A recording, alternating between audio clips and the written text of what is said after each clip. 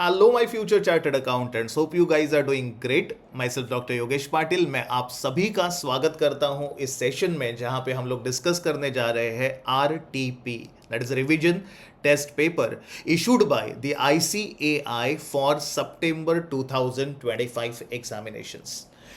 Trust me guys, ICAI ने इतने efforts डाले हैं ये आरटीपी सेट करने के लिए कि 18 टॉप नॉच क्वालिटी के questions they have covered and after solving this 18 questions thoroughly 101% for sure तुम्हारा नॉलेज, तुम्हारा सब्जेक्ट रिलेटेड अंडरस्टैंडिंग, तुम्हारा स्किल 101% एनहांस होगा और इसीलिए ये आरटीपी बिना सॉल्व किए एग्जाम बिल्कुल देना नहीं है. अगर चैनल आप लोगों ने अभी तक सब्सक्राइब नहीं किया होगा, लाइक नहीं किया रहेगा, कमेंट नहीं किया रहेगा तो लाइक करें, सब्सक्राइब करें और बने रहिए क्योंकि ऐसे सारे के सारे इंपॉर्टेंट डिस्कशंस इस चैनल पे अपलोड होते रहेंगे. So let's begin with RTP discussion. Hope you guys are aware about the bifurcation of the paper. Out of 100 mark का पेपर 30 मार्क्स का एमसीक्यू पूछा जाता है और ये मल्टीपल चॉइस क्वेश्चन में 3 सब क्वेश्चंस होंगे. Case scenario 1, case scenario 2 and then general MCQs. Each question will carry 10 marks, right? और 10 मार्क के लिए आपको 5 MCQ के आंसर टिक करने पड़ेंगे. सबसे पहला इंपॉर्टेंट चैप्टर जो बहुत ज्यादा बच्चों का फेवरेट होता है, standard costing is covered in first question which is based on MCQ case scenario. Standard costing बोलते ही तुम्हारे दिमाग में 2-4 चीजें आती है. Material variances, labour variances, variable overhead variances, fixed overhead variances. बच्चे क्यूरियस होते हैं, पूछते यार सर हमें इस क्वेश्चन में आरटीपी में कौन से वेरिएंसेस पूछे हैं. तो यहां पे आईसीएआई ने कर दिया है blast.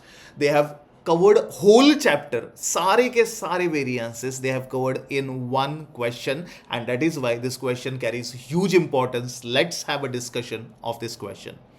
Also Toys Limited is an exciting new player in the toy manufacturing industry, founded with a passion for creating high quality, engaging and educational toys. एक educational toys बनाने वाला कंपनी है. No doubt it's a new company, but they have entered the market. The company aims to make a positive impact on the industry and also on the development of young minds through imaginative play. इन्होंने कुछ imaginative toys बना के young minds को develop करने की ठान रखी है. तो इन्होंने क्या क्या analyze किया है, क्या क्या plan किया है, इसके बारे में आपको information मिलेगा अगले पैराग्राफ में. The following statement provides a comprehensive analysis of the various cost variances for a particular period, outlining the differences between the expected cost and the actual expenditure incurred. तो बच्चों इस क्वेश्चन का tricky point ये है कि variances का calculation हमें करना नहीं है. वेरिएंस का कैलकुलेशन इन्होंने करके दिया है, हमें कुछ और ढूंढना है और इसीलिए इन्होंने क्लियरली बोला है कि they have already compared the expected cost, that means the standard cost, and they have already compared with the actual expenditure, मतलब एक्चुअल कॉस्ट भी इन्होंने कंपेयर करके रखा है. And by comparing standard data and actual data जो भी variations आए हैं वो उन्होंने आगे के टेबल में कवर करके रखे, जिसमें सबसे पहला है डायरेक्ट मटेरियल प्राइस का वेरिएंस. एंड मटेरियल प्राइस का वेरिएंस हम लोग जानते हैं इसे एमपीवी के नाम पे. Hope you remember material price variance. Immediately below that material का यूजेज वेरिएंस आपको मिलेगा. Direct material usage variance is also given. And if you all are well versed with the standard costing का सारा calculation, तो एक चीज आपको पता चलेगी कि एमसीवी मटेरियल कॉस्ट वेरिएंस के जनरली 2 पार्ट्स होते हैं, राइट नो बच्चों. पहला पार्ट होता है मटेरियल प्राइस वेरिएंस, दूसरा होता है मटेरियल यूजेज वेरिएंस. तो इस क्वेश्चन में दे have given you price, they have given you usage, but cost variance दिया नहीं है जो easily compute किया जा सकता है if asked in the question. Immediately on next line if you check, they have given you direct labor rate. Labor rate का मतलब labor rate variance is given. Labour efficiency is also given. तो they have given you labour rate and labour efficiency. फटाक से दिमाग में click हो जाना चाहिए कि लेबर कॉस्ट वेरिएंस जनरली हम लोग 2 पार्ट में डिवाइड करते हैं. Hope you remember this. पहला वाला पार्ट होता है लेबर रेट वेरिएंस, दूसरा होता है लेबर एफिशिएंसी वेरिएंस, और इन दोनों के बीच में और एक वेरिएंस होता है, that one is labour idle time, which is not given anywhere in the question. But by using rate and efficiency का answer we can get the answer of labour cost variance if needed. otherwise we are not going to compute that. Variable overhead expenditure variance को ही आप लोग बोलते हो variable overhead का rate variance, and variable overhead का efficiency variance is given. फिर से वही गेम खेला गया है अपने साथ बच्चों. वेरिएबल ओवरहेड कॉस्ट वेरिएंस को दो पार्ट में डिवाइड किया जाता है. पहला होता है रेट, दूसरा होता है एफिशिएंसी, और ये दोनों के आंसर्स हमारे पास अवेलेबल है. इन दोनों के आंसर का टोटल अगर करो तो आप लोगों को कॉस्ट वेरिएंस मिल सकता है. So instead of giving main answer, they have given you सब आंसर्स, सब आंसर्स, सब आंसर्स. फिक्स्ड ओवरहेड एक्सपेंडिचर शायद से याद होगा आपको. ये फाइंड आउट करने का फॉर्मूला होता है budgeted amount of fixed overheads minus incurred amount of fixed overhead. तो इन्होंने पहले टेबल में सारे के सारे वेरिएंसेस दे के रखे. नेक्स्ट टेबल अगर चेक करोगे तो they have given you the budget. Budget word देखते ही मुझे इतना तो पता चल गया कि ये जो डेटा दिख रहा है ये डेटा हमारा एक्चुअल डेटा नहीं है. This whole data is nothing but the standard data. The budget for the same period reflected the following data, और बजट में लिखा है प्रोडक्शन वॉल्यूम. वॉल्यूम का मतलब होता है क्वांटिटी. तो कंपनी का बजटेड क्वांटिटी है 7500 यूनिट्स. मतलब you can say this is the given standard quantity. हमें जितना भी डिटेल आगे के लाइंस में दिख रहा है वो 7500 यूनिट प्रोड्यूस करने के इंटेंशन से कैलकुलेट किए हुए सारे एस्टिमेशंस है. Direct material purchase is 3750 kg. Direct material used, that is consumed, is 3750 kg. बच्चे बोलते सर दोन बार क्यों लिख दिया रहेगा सर? बच्चों there is one huge important point covered in these 2 points के purchase quantity is equal to consumption quantity, means whatever planning इन्होंने purchase करने का किया है, company has planned to use the whole quantity. They are not willing to keep any opening and closing stock. तो हमारे लिए ये जो quantity है ये हो जाएगा standard quantity of the material. Standard material cost भी दिया है, ये मेरे लिए बन जाएगा standard cost of material. Immediately below this next line अगर देखोगे तो आपको मिलेगा direct labour hours, and direct labour के hours are nothing but standard hours for work us. आगे लिखा है direct labour cost, it is standard cost of labour. Next line में मिलेगा standard cost of variable overhead, और फिर मिलेगा standard cost of fixed overhead. लेकिन standard cost of fixed overhead को हम लोग बोलते हैं बजटेड फिक्स्ड ओवरहेड का amount is available with us. Hope your concepts are getting revised here. पहले टेबल में हमें मिला था सारा का सारा वेरिएंसेस, सेकेंड टेबल में हमें मिला स्टैंडर्ड डेटा. चलो आगे बढ़ते हैं, और कुछ है क्या? Some other information relating to the same period is provided below, where point number 1 says that the stock of raw materials and finished goods are valued at the predetermined standard cost for easier cost comparison and reporting.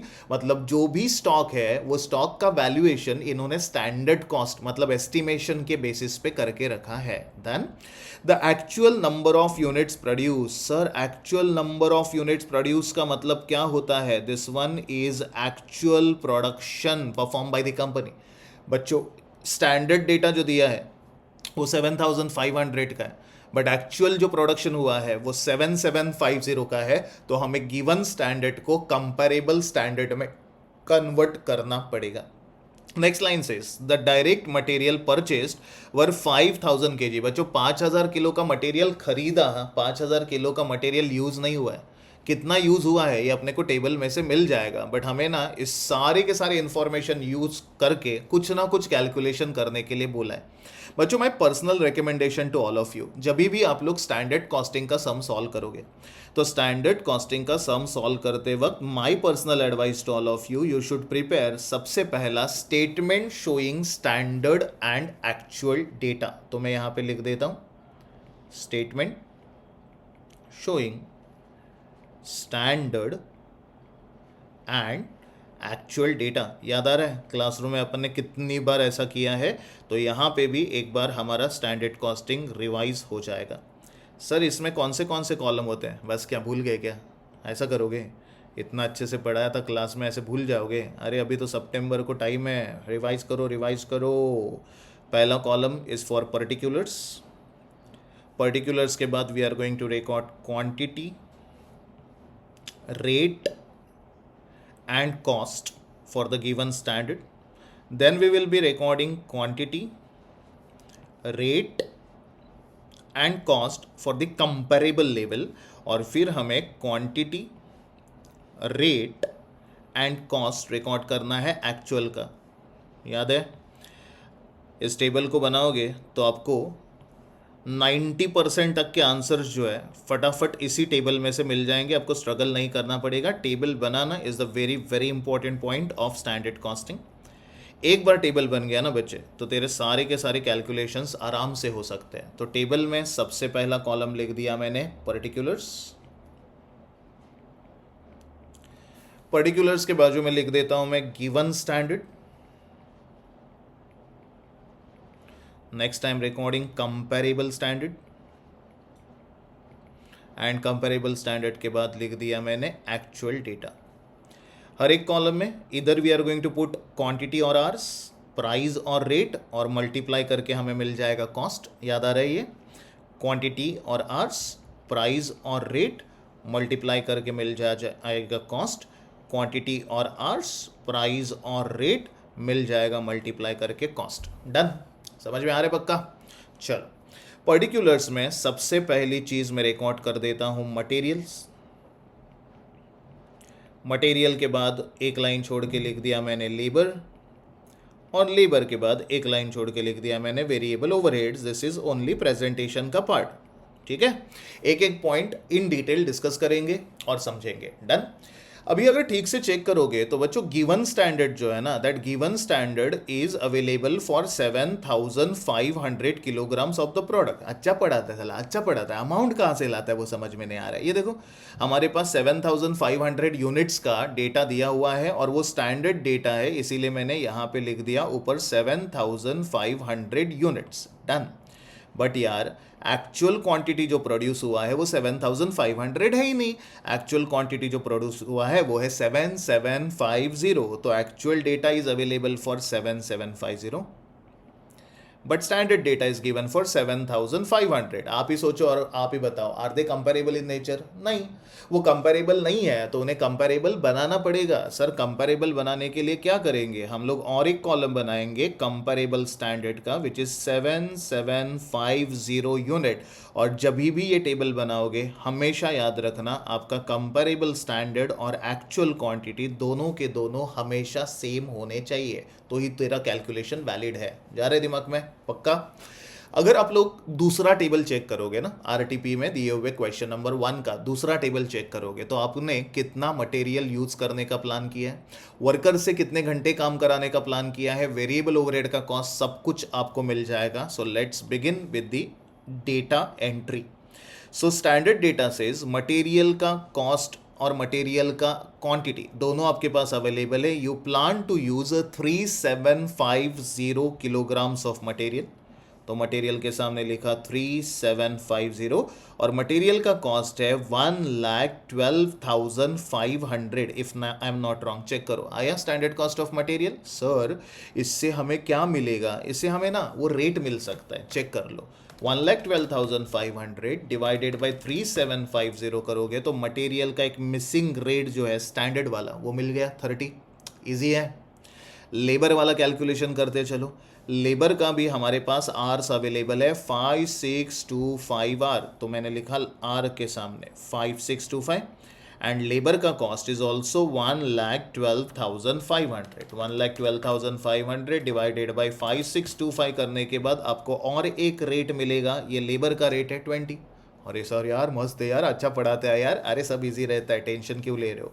और variable का cost है 56,250, तो variable के सामने लिख दिया 56,250। और शायद आपको एक चीज़ याद होगी, जितने घंटे वर्कर काम करेगा उतने घंटे फैक्ट्री चलेगा। इसका मतलब वेरिएबल कॉस्ट भी आपको 5625 आवर्स के लिए ही लगेगा। तो लेबर का आर और वेरिएबल ओवरहेड का आर मैक्सिमम टाइम सेम होता है, और डिवाइड करने के बाद you are going to get 10 rupees का लेबर का कॉस्ट और वेरिएबल ओवरहेड का कॉस्ट। पक्का समझ में आ रहा है? हमारा स्टैंडर्ड डेटा तो हो गया। तो सर अभी क्या करें?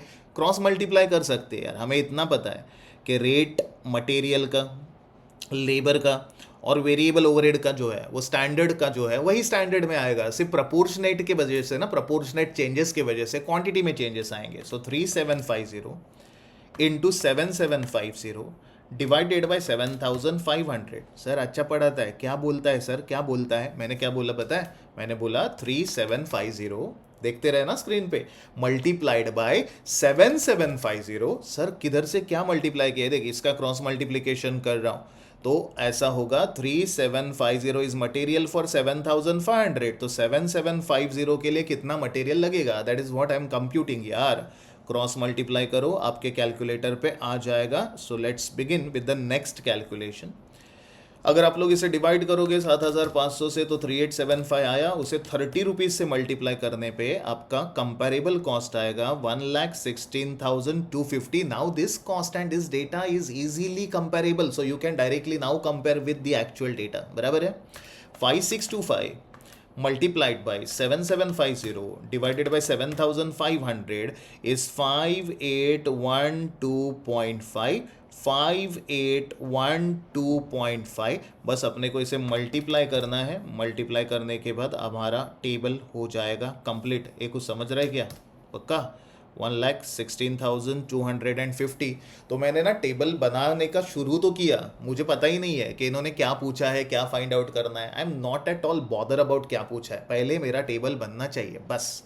अभी मुझे इतना एक चीज़ पता चला यार कि इतना सब कुछ सॉल्व करने के बाद मुझे ना क्या फाइंड आउट करना है ये तो ढूंढना पड़ेगा। और ये ढूंढने के लिए चलो पढ़ते हैं क्या लिखा है। They are asking you to calculate what from the information given above you are required to figure out the following in के आगे क्या लिखा है? एक्चुअल, मतलब जो अपना पेंडिंग टेबल है ना वो अपने को फाइंड आउट करना है। आगे लिखा है कैलकुलेट करो actual quantity of material used and direct material का कॉस्ट। आपको मटेरियल यूज्ड का क्वांटिटी कैलकुलेट करना है, बच्चा कॉन्सेंट्रेट कर। हाँ, मटेरियल यूज्ड का क्वांटिटी कैलकुलेट करना है, तो यूज्ड का कैलकुलेशन करने के लिए आपको यूज करना पड़ेगा मटेरियल यूजेज वेरिएंस। गया दिमाग में? मटेरियल यूजेज वेरिएंस का फॉर्मूला हमने पढ़ा था, standard quantity minus actual quantity into standard price. याद है? मटेरियल यूजेज वेरिएंस का आंसर हमारे पास अवेलेबल है। Material usage variance is 3750 adverse. बराबर है? लिख देता हूं मैं यहाँ पे 3750 एडवर्स। एडवर्स सर, एडवर्स का मतलब क्या होता है sir? Minus. It is equal to standard quantity of material. Standard quantity of material is 3875। अच्छा पढ़ाता है। अरे कंपेरेबल स्टैंडर्ड में से मटेरियल का क्वांटिटी ले लिया, डन। इसमें से माइनस करने के लिए एक्चुअल क्वांटिटी तो है नहीं, बट स्टैंडर्ड प्राइस मेरे पास अवेलेबल है 30। बच्चों ये 30 इस ब्रैकेट के बाहर मल्टीप्लाइड है, साइड चेंज करोगे तो डिवाइड हो जाएगा। 3750 इफ यू डिवाइडेड बाय 30 आपके कैलकुलेटर पे आ जाएगा -125 is equals to 3875 minus actual quantity. बराबर है ना?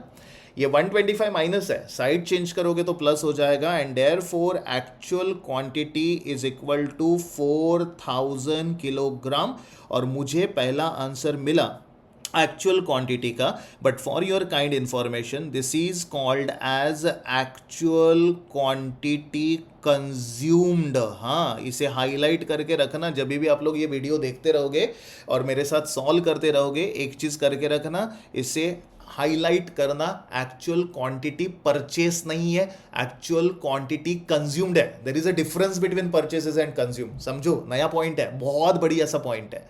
सर तुझे कैसे पता ये एक्चुअल क्वांटिटी कंज्यूम्ड है? मुझे क्यों पता है, कैसे पता है, ये मैं बता देता हूं, टेंशन लेने की जरूरत ही नहीं है यार। एक्चुअल क्वांटिटी आ गया। सर यहां पे एक्चुअल क्वांटिटी लिखेंगे 4000, तो हमारा आंसर आएगा, थोड़ा सा पेशेंस रखना, थोड़ा सा पेशेंस रखना, बहुत ज़्यादा इंपॉर्टेंट सा पॉइंट अभी आपके साथ में डिस्कस करने जा रहा हूँ। डन। मुझे एक्चुअल क्वांटिटी मिला। सर एक्चुअल क्वांटिटी मिलने के बाद अगर मुझे एक्चुअल रेट कैलकुलेट करना है तो मैं क्या करूंगा? सबसे पहले तो मैं यहां पे लिख देता हूं MCV। Sir what is MCV stands for? MCV stands for material cost variance, which is the total of material price variance and material usage variance. बराबर है ना?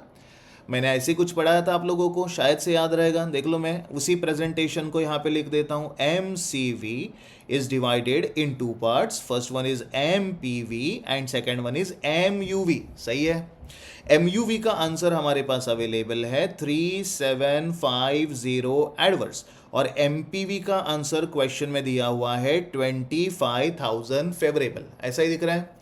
सर मटेरियल कॉस्ट कितना आएगा, 25,000 minus 3750, cost variance is 21,250 favourable. पक्का जा रहे दिमाग में, पक्का देख लो अभी। But M C V is equal to standard cost minus actual cost. हमारा एम सी वी है 21,250, it is equal to standard cost अपने पास अवेलेबल है 1,16,250। Yes sir minus actual cost. Sir actual cost कैसे कैलकुलेट करें? Actual cost आप लोग आसानी से कैलकुलेट कर सकते हो, और एक्चुअल कॉस्ट कैलकुलेट करने के लिए आप लोगों को थोड़ा सा आगे बढ़ना पड़ेगा। डन यहां तक समझा? Actual quantity consume done. Sir actual quantity तो आ गया, एक्चुअल क्वांटिटी के साथ साथ हमें ना रेट भी ढूंढना है। सर रेट कैसे ढूंढे? और रेट ढूंढने के लिए इन्होंने ना एक और वेरिएंस दे के रखा है, and that one is MPV. MPV का फॉर्मूला बच्चे याद होगा तुझे, standard price minus actual price into actual quantity, सही है। मटेरियल प्राइस वेरिएंस का answer is given in the question, you can check. Material price variance का आंसर है 25,000, दिख रहा है ये फेवरेबल, दिखा सबको? ठीक है, 25,000 फेवरेबल है, तो मैंने लिख दिया यहाँ पे लिखते वक्त 25,000, it is positive figure. It is equal to standard price जो हमारे टेबल में अवेलेबल है 30 माइनस एक्चुअल प्राइस नहीं पता। अभी सवाल है साला एक्चुअल क्वांटिटी कहाँ से आएगा? सर एक्चुअल क्वांटिटी तो ढूंढा हम लोगों ने, एक्चुअल क्वांटिटी हमारा आ जाएगा सर 4,000। यहाँ पे कहानी में प्रॉब्लम क्या है समझ रहे हो बच्चों? जरा क्वेश्चन पे फोकस किया करो। क्वेश्चन में इन्होंने क्लियरली बोला है डायरेक्ट मटेरियल परचेस्ड वर 5,000 केजी। मटेरियल आप लोगों ने 5,000 किलोग्राम खरीदा। अभी तुम लोगों को क्लिक होगा सर क्यों जोर जोर से चिल्ला रहा था, ये क्वांटिटी कंज्यूम्ड है, क्वांटिटी कंज्यूम्ड है, क्वांटिटी क्योंकि 5,000 तो परचेस दिया है, उसमें से हमारे आंसर में 4,000 आ रहा है, मतलब 1,000 का स्टॉक क्लोजिंग में पड़ा हुआ है। ओ माय गॉड, क्या पॉइंट था सर। अगर वो 5,000 दिया नहीं रहता ना तो बच्चे क्वेश्चन में, तो हमारा एक्चुअल क्वांटिटी परचेस और एक्चुअल क्वांटिटी कंज्यूम दोनों का दोनों 4,000 ही होता था। बट इस क्वेश्चन में 5,000 परचेजेस दिया है, इसीलिए आप लोगों को इस फॉर्मूला में जब एक्चुअल क्वांटिटी लिखोगे तभी आपको इसे हमेशा परचेज्ड वाला क्वांटिटी कंसीडर करना पड़ेगा। हमेशा याद रखो, ये हमारे क्लास वर्क में किसी भी क्वेश्चन में कवर नहीं हुआ है। So this is the new point and very very important point from exam point of view. When there are two quantities available in the question, which quantity we must consider while calculating MUV? Usage में consumed quantity consider होता है, और price calculation करते वक्त price जो लगेगा वो सारे मटेरियल के खरीदने पे लगेगा ना, थोड़ी ना सिर्फ कंजम्पशन वाले मटेरियल पे लगेगा। तो आप लोगों को यहाँ पे परचेस्ड का क्वांटिटी कंसिडर करना पड़ेगा। ये 5,000 यहाँ पे मल्टीप्लाइड है, साइड चेंज करोगे तो 25,000 डिवाइडेड बाई 5,000 करने के बाद आ जाएगा 5, and 5 is equal to 30 minus actual price, बराबर है। And therefore actual price is equals to 25, हमारा एक्चुअल प्राइस आ गया 25 का, बराबर है ना। तो मैंने मटेरियल के यूनिट्स खरीदे 5,000 किलोग्राम्स, हर एक यूनिट का रेट था 25, and this is how I spent 1,25,000 rupees का cost for purchasing the material. Amazing amazing amazing calculation. Sir ये दो कैलकुलेशन क्यों कराया तूने? सर क्योंकि पॉइंट नंबर 1 क्वेश्चन का बोलता है तुझे कैलकुलेशन करना है क्वांटिटी ऑफ मटेरियल परचेज, नहीं quantity of material used. Used का मतलब है कंज्यूम, एंड कंजम्पशन का क्वांटिटी अपन ने ढूंढा है 4,000 kilogram. And the direct material cost, और डायरेक्ट मटेरियल कॉस्ट का मतलब होता है मटेरियल के परचेजिंग का कॉस्ट, और परचेजिंग का कॉस्ट जो है वो है 1,25,000। आरटीपी के शुरुआत में ही हो चुका है ब्लास्ट, खतरनाक सा ब्लास्ट। यहाँ पे परचेस एंड कंजम्पशन को लेके बच्चे बिल्कुल कंफ्यूज मत होना। हमेशा याद रखना यूसेज में कंजम्पशन होता है, बट प्राइस वेरिएंस में परचेजेस का क्वांटिटी कंसीडर करना है। तो यहाँ पे आ गया 1,000 का क्लोजिंग स्टॉक, समझा? आगे लिखा है आपको पूछा है डायरेक्ट लेबर आवर्स। अभी बच्चे जोश में आते, डायरेक्ट लेबर आर, अरे सर टेबल में तो डायरेक्ट लेबर आर है सर, हमारा डायरेक्ट लेबर आर 5812.5 है सर, और ऑप्शन में भी दिख रहा है। बच्चे ठीक से देख, ठीक से देख, ठीक से पढ़, क्वेश्चन में क्या बोला है। तुझे सारी की सारी चीज़ें कैलकुलेट करनी है, बट तुझे सारी की सारी चीज़ें एक्चुअल के लिए कैलकुलेट करनी है, मतलब तुझे डायरेक्ट लेबर के एक्चुअल आर्स ढूंढने पड़ेंगे। और जैसे ही बात बच्चे आर्स पे आती है ना, आर्स का मतलब होता है लेबर का एफिशिएंसी वेरिएंस तुझे यूज़ करना पड़ेगा। एफिशिएंसी वेरिएंस का फॉर्मूला है standard hours minus actual hours, याद है ये। इसे मल्टीप्लाई करते हो आप लोग स्टैंडर्ड रेट से। लेबर के एफिशिएंसी के वेरिएंस का आंसर हमारे पास अवेलेबल था, एंड लेबर के एफिशिएंसी का वेरिएंस दिया हुआ है 3750 adverse, right. It is 3750 adverse, which is equal to standard hours. Standard hours we have already computed, check कर लो, हमारे टेबल में अवेलेबल है। कंपेरेबल स्टैंडर्ड आवर्स कंसिडर करने 5812.5, तो लिख देता हूं मैं यहाँ पे 5812.5 माइनस एक्चुअल आवर्स जो हमें ढूंढने हैं, और स्टैंडर्ड रेट लेबर था 20 यहाँ मल्टीप्लाइड है, साइड चेंज करोगे तो डिवाइड हो जाएगा। 3750 divided by 20 is 187.5, but minus which is equal to 5812.5 minus actual hours, and therefore actual hours is equal to, ये माइनस है, साइड चेंज करके हो जाएगा प्लस विथ 5812.5, और आपका आंसर आ जाएगा 6000 hours, which is given in option number B. मिल रहा है आंसर। बहुत ट्रिकी लगता है बच्चों जब खुद से सॉल्व करते हो, लेकिन जब कोई असिस्टेंट मिल जाए, कोई आप लोगों को एक्सप्लेन करे, तब जाके लिंक लगता है, साला ये लोग क्या एक्सप्लेन करना चाहते हैं। बराबर है ना, एग्जाम में क्लिक होना जरूरी है। Now they are asking you to calculate direct labour cost. यार सर डायरेक्ट लेबर कॉस्ट कैसे कैलकुलेट करेंगे? डायरेक्ट लेबर कॉस्ट कैलकुलेट करने के लिए फिर से मैं वही चीज़ कर रहा हूँ। लेबर कॉस्ट कैलकुलेट करने के लिए see here what I am doing. सबसे पहले मैंने यहाँ पे एक चीज़ लिखी LCV, डन। LCV तो दो पार्ट में डिवाइडेड होता है ना, एक होता है LRV, एक होता है LEV, और इन दोनों के आंसर अपने पास अवेलेबल है, चेक कर लो। LRV का आंसर कितना दिख रहा है, तो हम लोगों ने क्वेश्चन को चेक किया, हमें पता चला LRV 5000 एडवर्स, लिख दिया मैंने यहाँ पे 5000 एडवर्स, और LEV जो है वो है 3750 एडवर्स। बच्चों कहना है से इसका मतलब LCV इज 8750 एडवर्स, सही है ना। बट यार आप लोग ही याद करो, LCV का फॉर्मूला क्या था? फॉर्मूला था standard cost minus actual cost, सही है। हमारा LCV है -8750।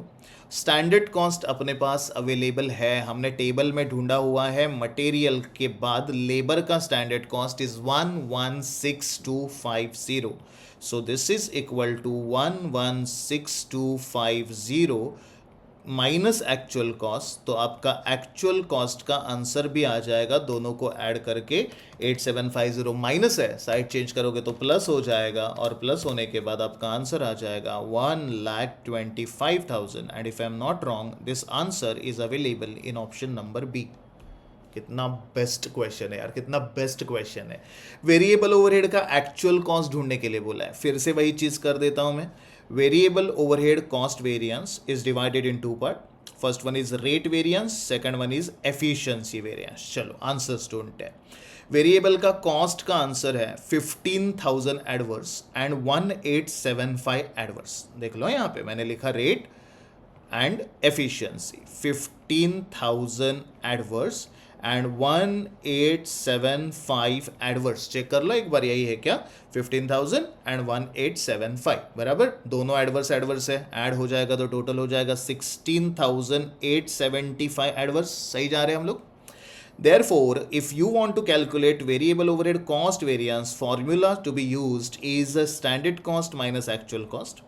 16,875 minus is equal to standard cost. Variable का स्टैंडर्ड कॉस्ट हमने ढूंढा था 58,125, लिख दिया मैंने 58,125 minus actual cost. Easily you can calculate the actual cost by adding up this two values, 58,125 plus 16,875, answer is 75,000। आ गया क्या 75,000? जा रहे दिमाग में? पक्का? बच्चों यार समझ में अगर आए तो सच्ची में मज़ा आता है सम सॉल्व करने में, लेकिन अगर समझा नहीं और यहाँ वहाँ हो गया मतलब खतरनाक, खत्म, सब खत्म, कुछ समझ में नहीं आ रहा है। जब मैंने जोड़ा, घुटाया, गुणाकार किया, भागाकार किया, तब पता चला कि मेरा आंसर रॉन्ग है। जब बाजू वाले को देखा तब मुझे पता चला कि मेरा आंसर सही है, क्योंकि उसका भी तो सही था। समझ में आ रहा है? 75,000 आंसर है क्या? चेक करो, आया 75,000, सही है यार। इसके बाद है fixed overhead cost. Sir fixed overhead cost ये कैसे कैलकुलेट करने का? इसका मतलब होता है फिक्स्ड ओवरहेड एक्चुअली इनकर्ड तुझे कैलकुलेट करना है। और इनकर्ड कैलकुलेट करने के लिए ना वेरी बेसिक पॉइंट यार, अपने पास एक चीज अवेलेबल है, फिक्स्ड ओवरहेड का expenditure variance which is equal to budgeted amount of fixed overhead minus incurred amount of fixed overhead, right? चलो इसका अमाउंट ऑफ एक्सपेंडिचर वेरिएंस जो है वो इन्होंने देके रखा है, that is 62,500 favourable and amount budgeted is 1,12,500। तो लिखा मैंने 62,500 फेवरेबल, बजटेड 1,12,500, मतलब तूने जो सोचा था 1,12,500 उसमें से 62,000 फेवरेबल मतलब बचा, मतलब तेरा खर्चा जो है इनकर्ड, एक्चुअल ओवरहेड इनकर्ड का कॉस्ट मिल जाएगा और ओवरहेड इनकर्ड का अमाउंट आ जाएगा 50,000 which is given in option number D, and successfully we have solved the first question which is based on reverse category. इस क्वेश्चन में एक ही इंपॉर्टेंट पॉइंट था, material purchase and material use. बच्चे exam में जाने से पहले वो पॉइंट एक बार जरूर रिवाइज करके देखना। आशा कर रहा हूं आप लोगों को हर एक डिस्कस किया हुआ पॉइंट अच्छे से समझा रहेगा स्टैंडर्ड कॉस्टिंग चैप्टर का। समझ रहा है ना? पक्का समझा तो कमेंट में यार थैंक्स तो बोलो यार, ऐसा करोगे यार, थोड़ा तो एक्नॉलेज करो किसी का एफर्ट्स। डन। तो हमारा यहाँ पे पहला एमसीक्यू खत्म हुआ है। अभी इस एमसीक्यू को देख के आपको पता चलेगा कि आने वाले आरटीपी में जो भी हमारे आगे के क्वेश्चंस हैं वो क्या लेवल के रहेंगे, क्योंकि लेवल सबके निकलेंगे।